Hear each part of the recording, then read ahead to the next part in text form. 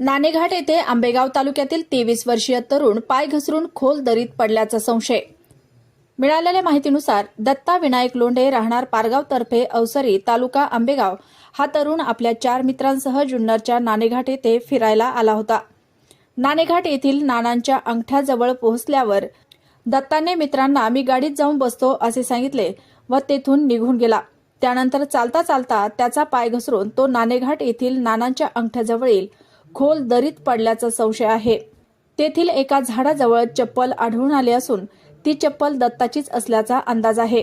घटना कळताच जुन्नर पोलीस घटनास्थळी दाखल झाले असून नक्की घटना काय आहे, खरोखर पाय घसरला असेल किंवा आणखी काही घटना घडली आहे का, याचा पुढील तपास जुन्नर पोलीस करत आहेत।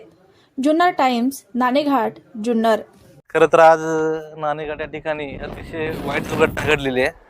शिंगवे पारगाव या ठिकाणी एक तरुण, वय वर्ष 22, लोंढे असं नाव आहे त्याचं, 4 मित्र फिरायला आले होते नाणेघाटामध्ये आणि वरती गेल्यानंतर एक जणाचा पाय घसरून खाली पडलेला आहे। जो म्हणजे पर्यटकांनी जर या ठिकाणी यायचं असेल तर स्वतःची सुरक्षितता बाळगली पाहिजे। इथल्या स्थानिक जे गाईड आहेत यांना विचारून फिरलं पाहिजे, गाईड घेतलं पाहिजे। हा, थोडक्यात म्हणजे इथले जे स्थानिक आहेत त्यांना इथली माहिती आहे, इथे पाऊस जोराचा आहे, धुकं आहे, हवा आहे, याचा बाहेरच्या पर्यटकांना अंदाज नाही ना। आणि मग इथे आल्यानंतर अशा घटना घडतात। या घटना घडू नये म्हणून येणारा जो पर्यटक आहे त्यांनी स्वतःची जबाबदारी घेतली पाहिजे। बाबा आता बघा, आता एवढी मोठी घटना घडली आहे, त्याच्या घरच्यांना थोडं वाईट झालंच ना। साधारणतः किती वाजता ही घटना घडली? साधारणतः ही घटना 2-2:30च्या दरम्यान घडली असावी।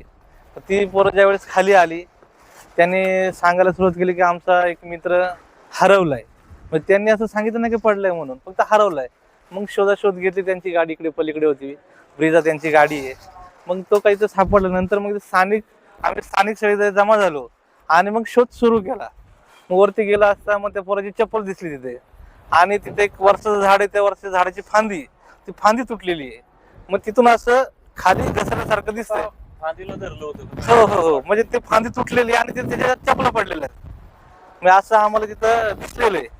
आणि ज्यावेळेस आम्ही पोलिसांना संपर्क साधला, फॉरेस्ट डिपार्टमेंटला संपर्क साधला, ती बी लोक इथं आलेली आणि मग ते लोकेशन ट्रॅक केल्यानंतर त्याचं लोकेशन खाली दाखवायला लागलं, म्हणजे ते कन्फर्म तो खाली पडलेला आहे।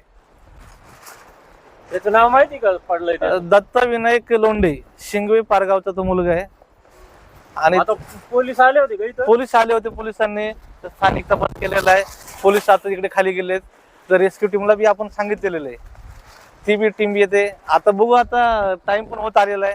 खाली जे दीपक विषय यांची बी जी टीम आहे त्यांना बी सांगितलेले तपास आपण आता उद्या सकाळ चालू करू त्यांचं शोधण्यासाठी।